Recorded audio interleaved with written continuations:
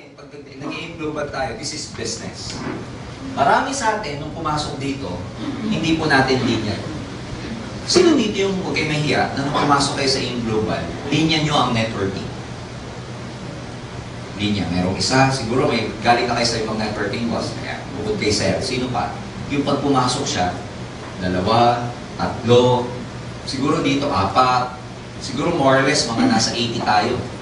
Pero sa out of 80, meron lang 4 na, bago pumasok sa global, linya na nila. So, ibig sabihin, kung nasa 80 tayo, tapos may 4 na, may experience na sa networking, 76 sa inyo, walang alam sa negosyo. Tama ba yun? Yes! So, ibig sabihin, about 96% of the audience here right now, walang alam sa networking. Alam nyo, before you become successful with what you do, bago ka maging successful sa isang bagay na gagawin mo, kailangan, linya mo to eh. Kung ano man ang gagawin mo, kailangan maging linya mo siya. Kailangan alam mo siya. Kailangan gamay mo siya. Halimbawa, sa profession ko, engineering, electrical engineer. Bago ako makapag-practice ng electrical engineering, nagdi-design ako ng electrical layout, mga electrical machines, nagdi-design kami ng power plants, nagko-troubleshoot ng ganito, nagko-compute ng ganyan. Bago ko magawa yung trabahong ganun, dapat ba linya ko siya o hindi? Dapat linya ko siya. Paano ko gagawin yung computation, yung formula, kung hindi ko siya naging linya muna? Meaning, before I became a professional engineer, kailangan maging linya ko muna siya. Kailangan master ko siya. Kailangan gamay ko siya. Kailangan kabisado ko siya. Kailangan alam ko siya. Tama ba yun? Yes. You could just imagine na mga nagiging engineer gagawa ng bahay niyo, whether civil or whoever, yung gagawa ng mga buildings natin, gagawa ng mga tulay. Na yung ginagawa nila yung mga tulay at building na yan, na hindi nila linya yung trabaho nila. Can you imagine that? Can you imagine? So anong point ko? Kahit anong endeavor na gusto mong pasukin, total, nasa networking tayo. Kung gusto mong maging successful sa networking, dapat, maging linya nyo siya. Ulitin ko maging linya. Hindi ko sinabing, dapat, linya nyo siya. Ang sinasabi ko dito, dapat maging. May magic word na, maging. Hindi ko sinabi na, para maging successful ka dito, linya mo dapat to. Iba yun. Sa sinasabi ko ngayon na, dapat maging linya nyo siya. And paano mo nagiging linya ang isang bagay? Paano mo siya nagiging linya? Paano mo siya nagiging cup of your tea? Paano ka nagiging expert sa isang bagay? Paano mo siya nalalaman? Paano mo siya nagagamay? Paano mo siya nakakabisado? Anong gagawin mo? Pag-aaralan mo siya. Diyan marami nagkakamali. To a lot of people, akala nila darating ang reward sa networking nang ganun-ganun na lang. Because when I say you're successful here, syempre, pag sinabing successful ka sa networking, about 80% ng term na success, ang result, pera, kotse, result, material na bagay. But let me tell you na, ang success naman sa networking, hindi lang puro pera. Ang success sa networking, pwede may time freedom ka, pagkatamang pagkakabuild mo sa network mo, may income ka na, meron ka pa time freedom. Anyway, malalim na yung mga bagay na yun. But what I'm saying is that, kung gusto mo makuha yung result na gusto mo makuha yung mga nakukuha ng mga GA dito, gusto mo makuha yung mga 100,000 per month, hindi po basta-basta dumadating yun ng ganun-ganun na lang. Umaattend kayo ng NDO. Tama ba? Yes. Anong sabi sa NDO? 80% saan daw kukunin? Attitude. Tama? Pero let me tell you, na totoo to, attitude. But attitude is not everything. Attitude can only make a difference. Ano ibig ko sabihin yan? Halimbawa, gusto mong maging magaling na mga awit. Magaling na mga awit ikaw. Gusto mong maging senior. Gusto mong, basta gusto mong maging famous pagdating sa in singing. Tanong mo sa inyo, by having a positive attitude, magiging good singer ka ba? Ha? Kung lahat na ng positive attitude sa buong mundo, nasa iyo na, magiging singer ka ba o hindi? Ha? Hindi. Dapat kahit paano meron kang skills. Tama ba? Kahit maghapon mong isipin na positive ako, magiging singer ako. Maghapon mong isipin, for the next 5 years, magiging magaling na singer ka? Hindi. Dapat, whether you like it or not, meron ka kahit papano skills. And yun, kailangan ma-develop mo yun dito. Before you even become successful in this business, kailangan ma-develop mo yung skills na kailangan before you become really, really wealthy here.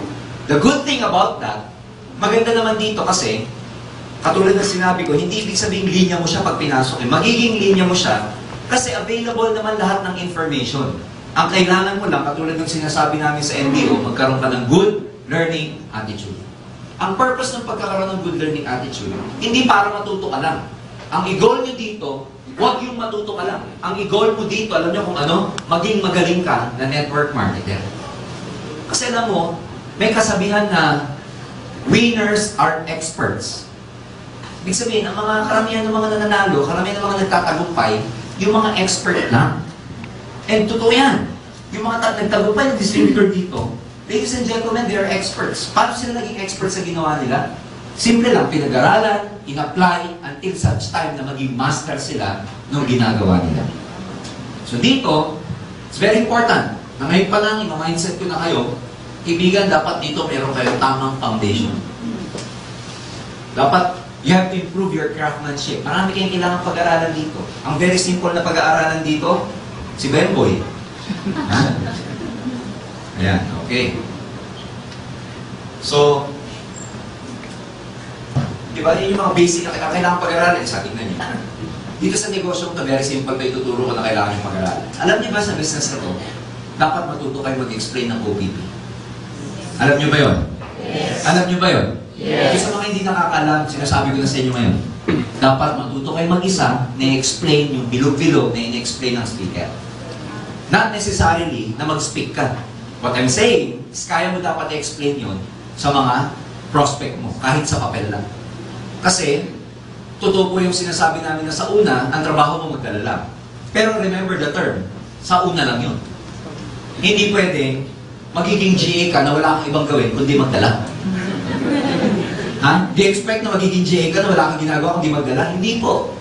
Isa lang yan sa mga maraming bagay na pag-aaralan mo. Alam niyo naman na kailangan dito sa negosyo to gumaling ka sa pag-iimbita. Alam niyo ba yun? Yes. Dapat alam niyo yun. Na bago ka makaimbita ng mga tamang tao, ito tatandaan niyo.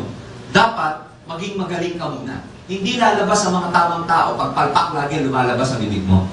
Pero ito naman sasabihin ko, bago ka gumaling, papalpak ka muna talaga. Kaya pag pumapalpak kayo, ang kasunod nun, pagaling na kayo sa negosyo ito.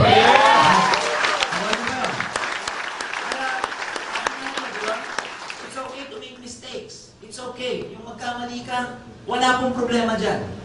Meron nga ako isang successful na, parang, I think it's si Steve Jobs. No? Si Steve Jobs, siya po yung may-ari ng, hindi naman may app, siya po ang siya ang founder actually ng Apple. At saka si Steve Wozniak. Ang story nito is very, makulay ang kwento nito just to give you a brief background, they founded Apple in just a garage. Dinevelop nila yung Macintosh, and ang tunay na story niyan, ginaya ng Windows ang Macintosh.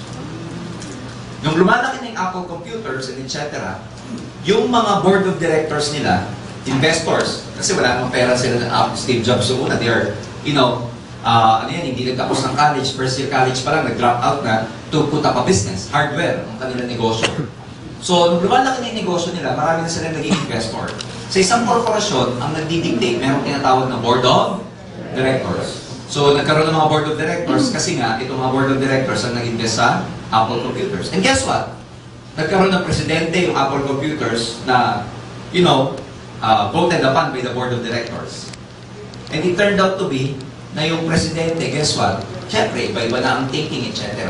At the end of the day, they fired Steve Jobs. Tinanggal sa trabaho. Being a founder, he found himself, as a founder of his company, getting booked. Yung lang. Tinanggalin, etc. Kaya lang, pagkatatanggal niya, nakadevelop siya ng isang magandang idea, kung alam niyo po yung Pixar Animations, yung gumawa po ng Toy Story. So, yan po yung first animated na computerized sa buong mundo. And it was really, a huge leap pagdating sa movie industry. So, itong Apple, binili uli yung Pixar. It turned out na naging part ulit ng Apple si Steve Jobs. So, nagbigay siya ng commencement speech sa isang Stanford University sa mga graduates. Ang dami niya sinabi. Pero naalala ko sa sinabi, if he has to live his life again, alam mo gusto niya mangyari sa buhay niya? I would have, mas gusto niya, sana nag-commit pa ako ng maraming mistakes ko. It's coming from a very successful person. Ang wish niya, pag babalik daw yung buhay niya, sabi niya sarili niya, sana, mas marami pa akong mistakes na nagawa. Bakit gano'n sa palagay niyo? Because most often than not, ang mga successful na tao, bago sila mas maging successful, mas marami silang mistake na magagawa. Kaya dito, if you commit some mistakes, may hindi ka napapayin kasi mali yung lumabas sa'yo, may pali kang pagkakapalo up, yung downline mo, kapipayin lang, mali yung sinabi mo, nasaktan, nag-quit na, siya na nga lang ang kaisa-isang ng downline, nag-quit pa. Alam mo yun? It's okay. Huwag kayong maiinis sa sarili nyo and just give yourself a break, ladies and gentlemen. It's okay to make mistakes. Pwede nyo i-correct yan and just learn the lesson. May kwento dyan. May dalawa magkapatid. Kasi isang farmhouse sila. Sabihin natin yung kuya at yung kapatid. One day, naglalaro sila. Naglalaro sila ng, alam mo yun, parang yung piko or anything na, yung throwing stones. Suddenly, itong nakababatang kapatid, pag-throw niya ng stone niya, tinamaan yung, kasi farmhouse eh, tinamaan yung kaisa-isahang mahal na pato ng lola nila. Tinamaan sa ulo. Patay! Sabi ng bata ngayon, naku, yari ako kay lola. So, nakita ng kuya. So, sabi nung batang kapatid, ilibing na lang natin to para, walang makita si lola na trace. So, nagukay sila. Tapos, just, around that area, nagukay sila ng lupa, tapos inilibing yung duck. Inilibing. Tapos, the following day, nahanap ng lola kung nasan yung pato. Ay ba nakita niyo yung pato? Sabi, hindi ko namin nakita lola, hindi ko namin nakita. Pero ito, yung nakababatang kapatid, syempre, alam ng kuya na siya yung, alam mo na, nakapatay ng duck. Every time na may errands at saka may chores, yung kuya, pinapasa lagi dun sa kapatid. Kunyari, sasabihin ng lola, o kuya, maghugas ka na. Sasabihin ng kuya, maghugas ka na, ikaw, yung trabaho ko, ikaw bumabak. Di wala magawa itong bunsong kapatid, hugas naman siya. Pagka sinabi ng lola, oh, kuya, maglinis ka na. Sasabihin ng kuya doon sa kapatid, oh, maglinis ka na ha. Pag tinuturuto ng lola yung kuya na, tapo may mga basura, baho-baho na. Sasabihin ng kuya, oh, etong ngayon, bata, nagre-reklamo na kuya naman eh. Alam mo sasabihin niya, remember the duck. Yan ang sinasabi lagi ng kuya. May utos na naman yung lolo, yung lola, sasabihin na naman niya doon sa kapatid niya, oh, sabihin mo yung bumili ka daw ng suka, sabi ni lola. Sabi ng kapatid, ikaw inuutosan eh. Sabi ng kuya, remember the duck. Ganun na lagi. So, lagi remember the duck, remember the duck. Until one day, napito na tong bata. Sabi niya, hindi na pwedeng mangyari sa akin ito kasi hanggang lumaki kami, lagi na lang utosan ng kuya ko. So, one day, he went to his, grandmother, nag-confess siya sa grandmother, sabi niya, Grandma, meron po akong i-confess. Actually, yung pinaka-favorite niyo pong duck, naglalaro kasi kami ni Kuya, accidentally, killed it kasi nabato ko ng, tinamaan ng bato, tapos nilipin ko namin sa sarili ng bahay natin. Kasi siya na awalin mo na po ako, hindi siya. Alam mo sabi ni Lola, ikaw naman, di ba? All throughout, na nililipin niyo yung duck, nandun ako sa taas ng bahay natin, nasa window. Nakikita ko kayong dalawa magkapatid. So, it's okay. People make mistakes. Ako niyo yung lesson? So, ladies and gentlemen, in the next, coming months, in your networking career, ako natuto ako sa mga mistakes. And what yung gagawin na reason yun para mag-retreat kayo? Because in committing mistakes, doon kayo gagawin. So, yun nga lang, katulad na sinabi ko, hayaan nyo na medyo sa una, pumalpak ka muna. Kasi sa kapalpakan mo, doon magagaling. Siyempre, dahil pumapalpak ka, don't expect na makakabuhay ka pa. Yan yung area, yan yung stage na hindi ka pa makakabuhay. Kasi nga, pinapag-aralan mo pa lang, it's just like riding a bicycle. Na pag ikaw natututo pang ng bisikleta, sumakay ng bisikleta, Di ba matutumba ka? Minsan hindi mo alam kung saan yung preno, dire-diretso ka sa kahuyan. Minsan may tricycle kang masasalubong, hindi ka na mamatay. Pero alam mo yun, sa una hindi masarap. Tama ba? Sa una hindi enjoy. Pero pag natututo ka na, sa una dito hindi enjoy kasi lagi ka mahiin dyan. Tatawanan ka lagi ng prospect mo. Hindi ka pa marunong eh. Talaga tatawanan ka. Pero mas masarap ng tawanan ka na hindi ka pa marunong kasi nung marunong ka, tinatawanan ka pa din. Kasi mas acceptable yun. Tama? Mas hindi masakit sa damdamin yung alam mo na di pa ako magaling. Pero hindi mo napapansin doon, pagaling ka pala ng pagaling. Na habang tumatagal, parang bisikleta, ang sarap na. Kasi kada prospecting mo, kada OPP mo, pay-in na ng pay-in. At ang maganda dito, hindi lang isang pay-in. Nagti-3 heads, nagsi-7 heads, nagmu-multiple heads na mga napapapay-in mo.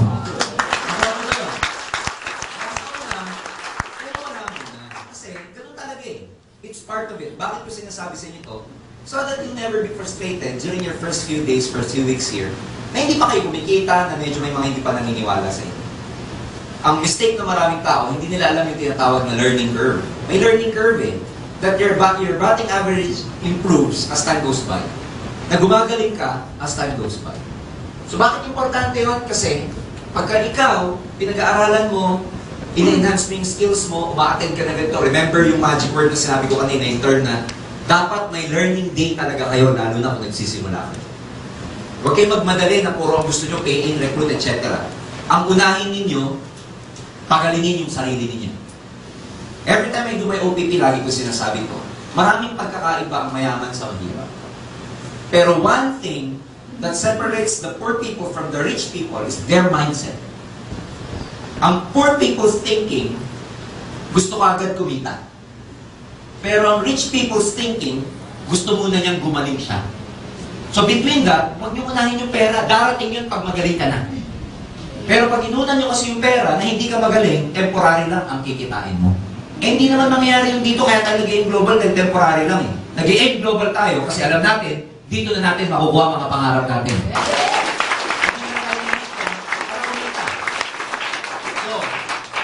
Yung mindset natin before is, you know, it's all about money and money and money. Again, rich people, ang thinking nila, gumaling muna sila, matama muna yung attitude nila, tumama muna yung skills nila. Kaya nga may mga study na, di ba, yung mga tumama ng loto, naghihirap ulit. Di ba ilang beses na tayo nakarinig ng gano'n?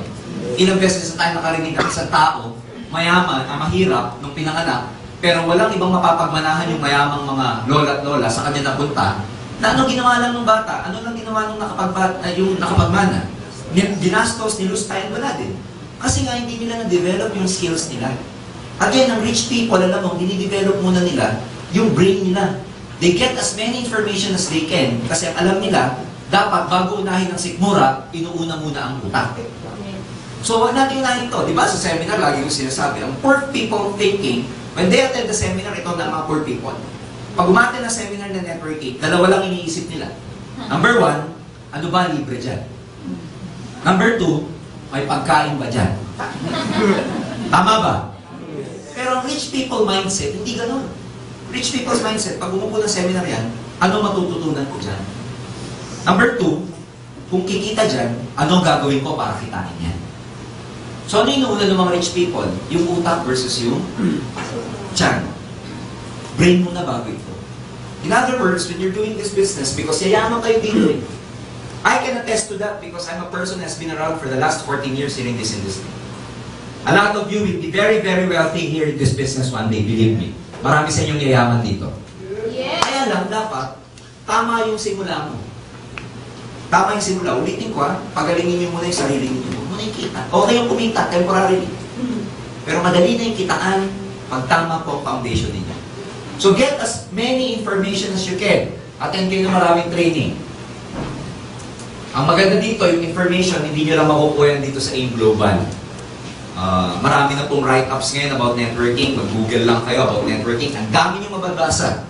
Go to National Bookstore, Power Books, etc. Ang dami nyo mabibiling libro about network marketing. And kailangan yun eh. Alam mo, to a lot of you, pwede nyo isipin na bakit nyo pa kailangan gawin pag-aralan and etc. Bakit nyo pa kailangan mag-research sa internet about this business? Bakit nyo pa kailangan magbasa ng mga libro about network? Ako, sa isip ko, okay lang dapat ginagawa mo yan.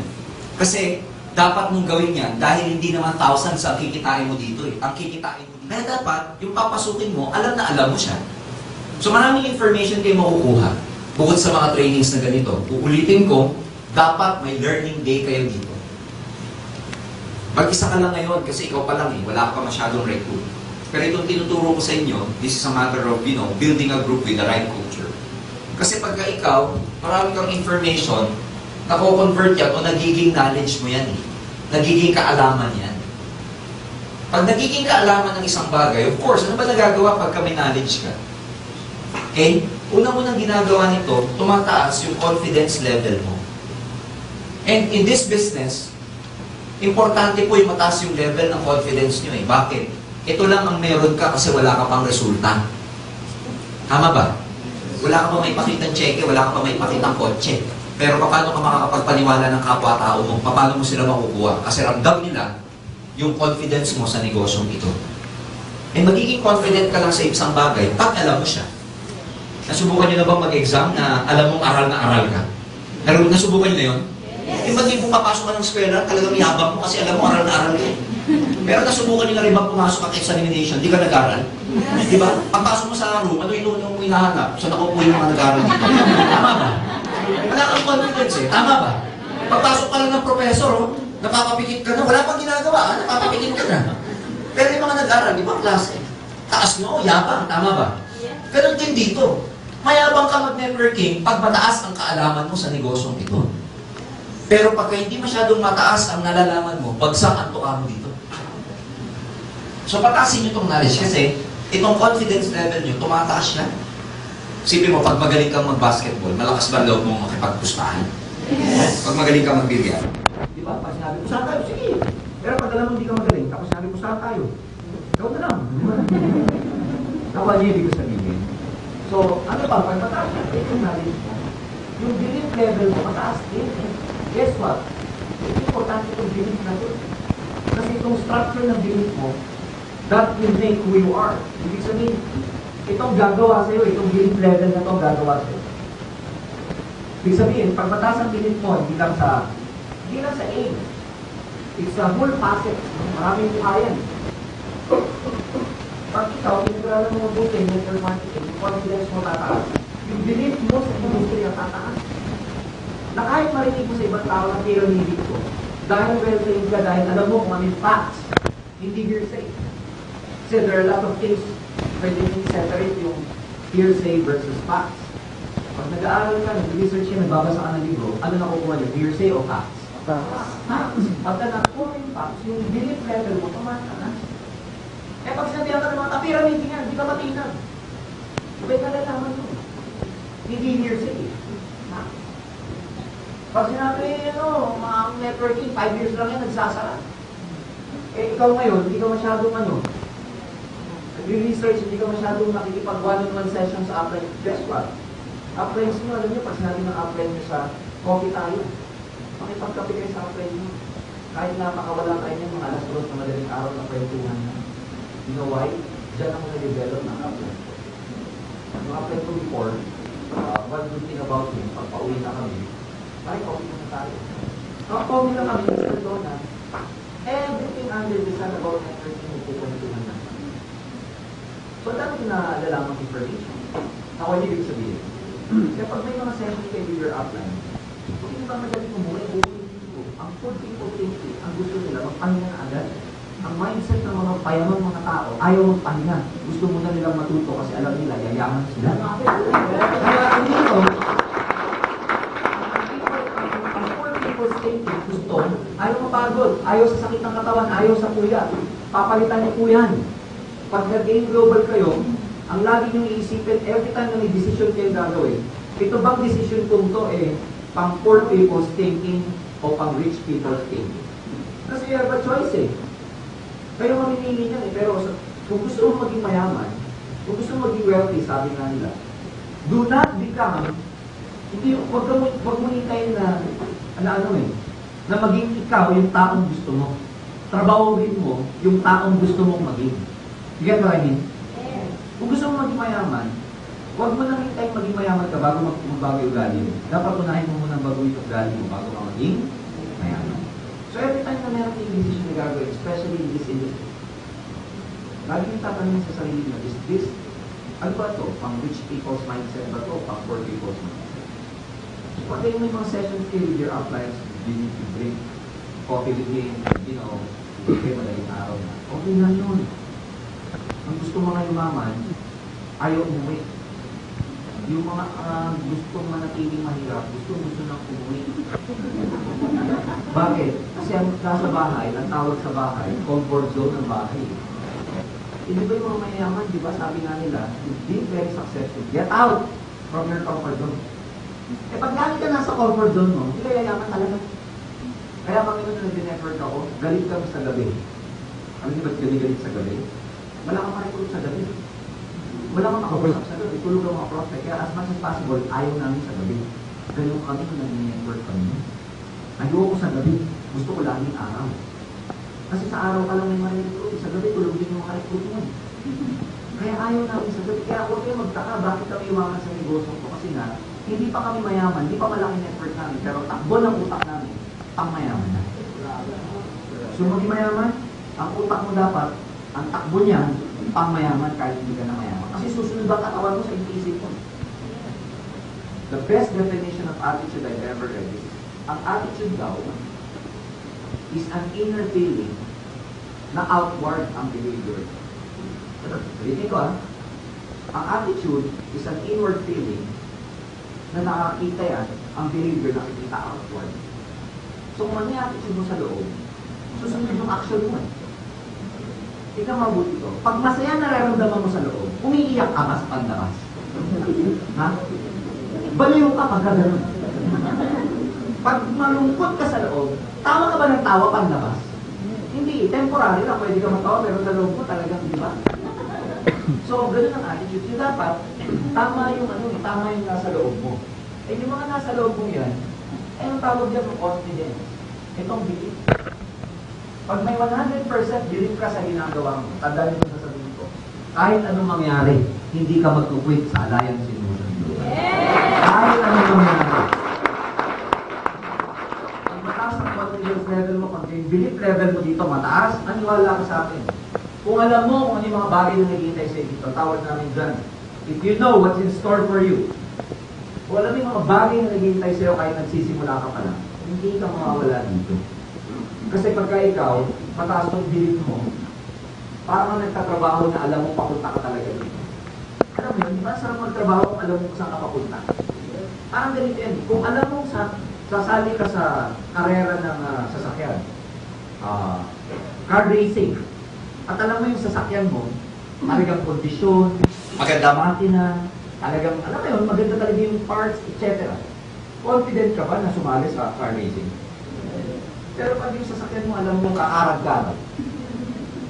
Confident ka hindi? Pareho dito. Dito, ang sasakyan mo, yung in global. Pag alam mo na talagang sadyang maganda siya, naniniwala ka talaga na mananalo ka. Dahil yung sinasakyan mo, nakakondisyon, maganda ang makina, maganda ang takbo, efficient ang makina, etc. Pag ganun, hindi ka pa sumasakay. Pero yung belief level mo talagang ganun kataas. Hindi pa nagsisimula yung karera. O magsimula man siya. Kahit ano mangyari, tatapusin mo kasi alam mo magiging winner ka. Yun yung mga belief. Alam mo yung narinig nyo sa amin? Hindi nyo po mababasa sa libro yan. Alam nyo kung bakit? Experience yung sinasabi ko sa inyo. And, kahit mag-search kayo sa internet, wala niya. Kaya learning will challenge na.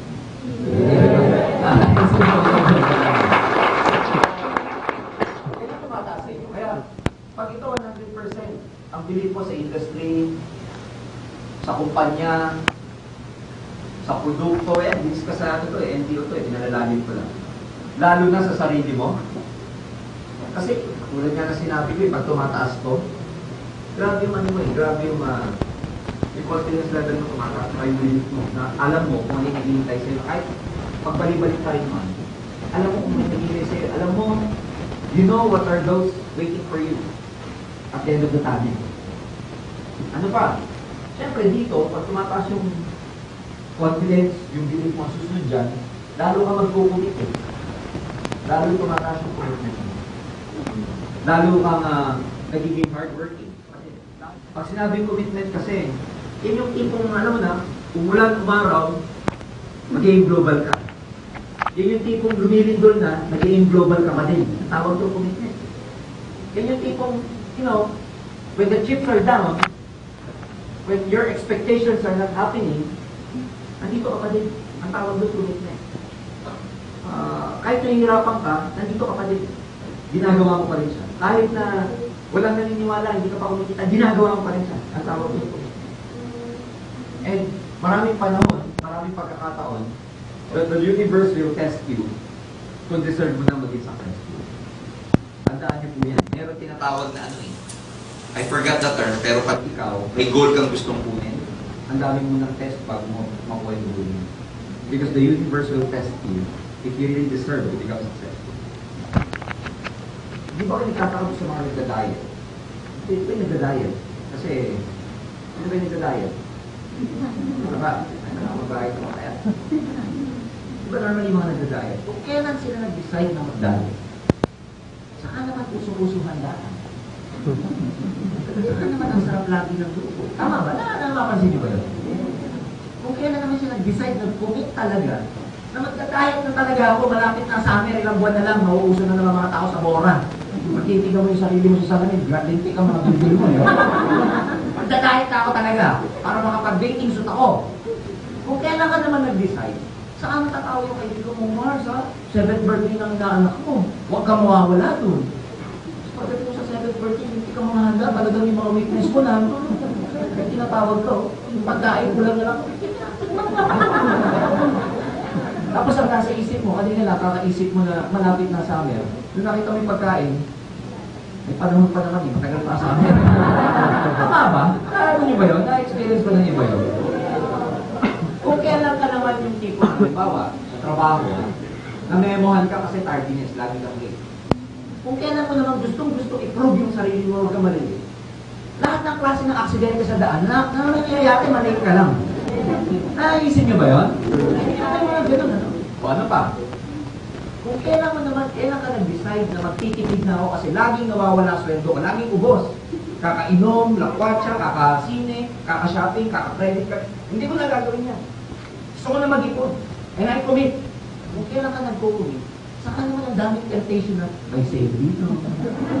Diba? Yung gusto-gusto mong bag for so many years, hindi nagsisave. Nung kung kailan ka nagkukuripot, saka siya nag-save. Diba na-experience yung iba yun?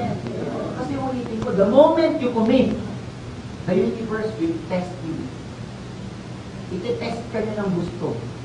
And katulad yan dito, the moment na mag-commit ka, lalo kang iti-test. Dalawa lang ang pwede mong gawin. Pwede mong i-accept yun na ano ba to? Kamalasan ba itong nangyayari sa akin?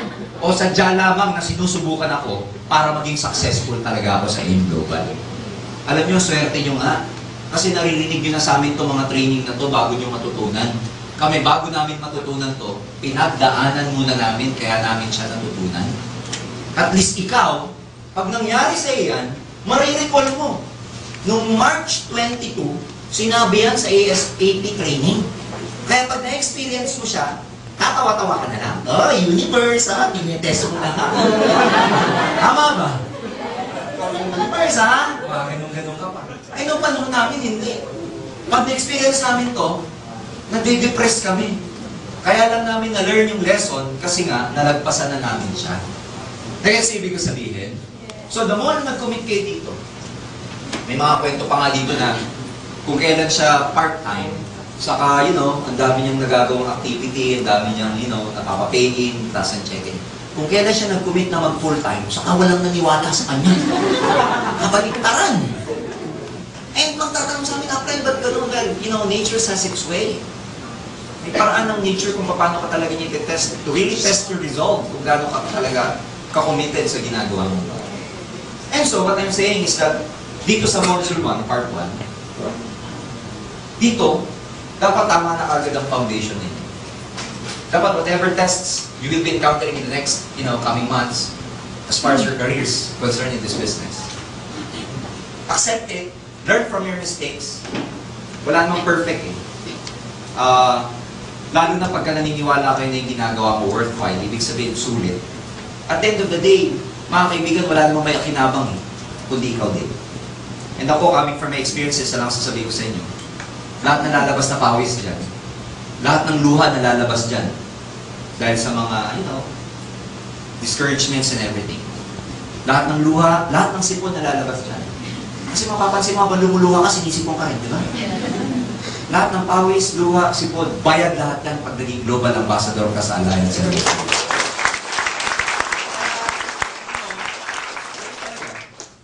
Ganun talaga. Kaya pagalingin niyo po yung sarili ninyo. Ang tawag ko dito yung foundation. Siyempre, wala namang building na tumatayo ng hindi malalim ang foundation. Pag-ukay kayo dito. Kasi yung tataas na building ninyo, ito yung network nyo one day. Pero ang height ng network ninyo is dependent kung gaano kalalim ang foundation ninyo. So, saan kayo mag-i-invest? Sa building o sa foundation? Sa foundation. So, huwag niyo i-pressure yung mga upline nyo na upline. 2 buwan na ako, wala pa yung 1.5.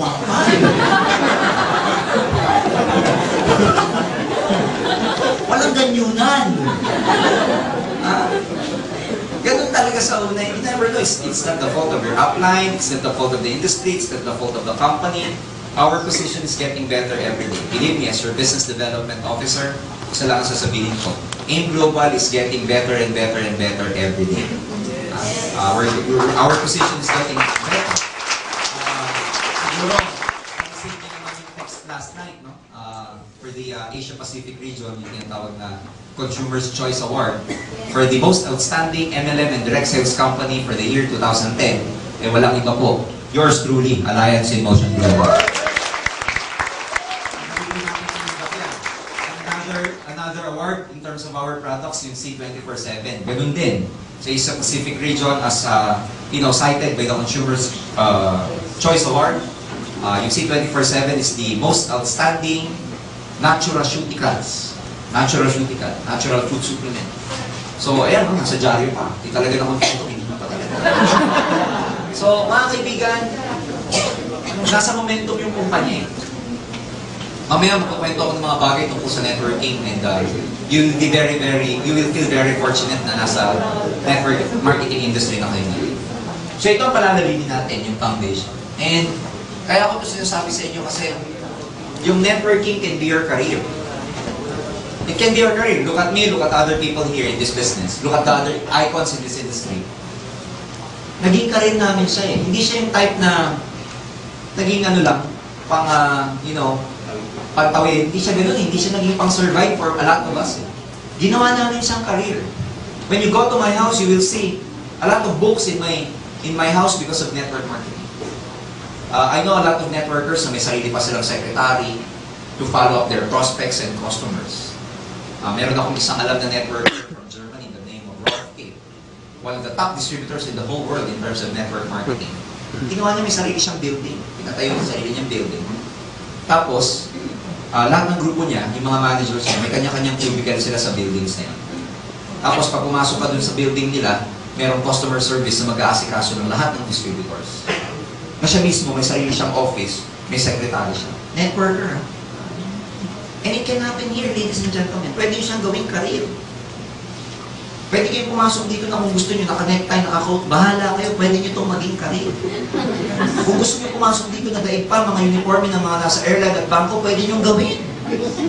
It can be your career. And long-term to. In the States, ladies and gentlemen, there are over 3,000 network marketing companies. And believe me, ang dami pong yumayaman sa network marketing industry. And believe me, sa first world, pag sinabing network marketer ka, ang laki ng tingin sa'yo. This is really a career, ladies and gentlemen. Dito lang ang interpretation kasi natin, para siyang Tupperware, Natasha. Pero ladies and gentlemen, kung gano'n siya i-perceive, life is just a matter of perception, sabi niya. Kung paano niya siya i-perceive, kung ang perception niyo sa kanya maliit ang galaw mo, maliit ang tingin mo, maliit ang check mo. Kasi, ang galaw natin nakadepend sa belief. Tandaan niyo lagi sasabihin ko when you change what you believe in, your action changes too. Pinost ko yan nung isang araw. Pagka ikaw pinalitan mo yung belief mo, pati action mo nagbabago. Kaya pag ang belief mo rito maliit siya, ano action mo? Maliit. Petik-petik lang, pitik-pitik lang, jab-jab lang. Ano resulta? Na ang action mo maliit, ang kapalit malaki. Wala pong ganun. It's the law of the universe. Na kung ano yung tinanim mo, yun ang aanihin mo. Wala pa pong nangyari na, nagtanim ka ng apple, orange ang inanim mo. Wala pong ganun. Laging ang action mo, ang resulta mo, nakadepend lagi sa action mo. Yung action mo, nakadepend dito sa belief mo. Kaya pag hindi nyo pinalitan yung belief level ninyo, ang action mo hindi magbabago. Bakit kami nagpupuyat? Bakit kami nung nagsisimula ako ng networking ay iba? Kulang na lang gawin kong umagang araw, umagang gabi, para lang ako maging successful. Bakit may mga distributors na, 2 to 3 days na puyatan, kakakausap, kaka-OPP. Ladies and gentlemen, wala na kaming boses, umahataw pa kami. Kumpara sa isang distributor, sumakit lang ang likod, nasa gitna ng OPP, uuwi na. Pag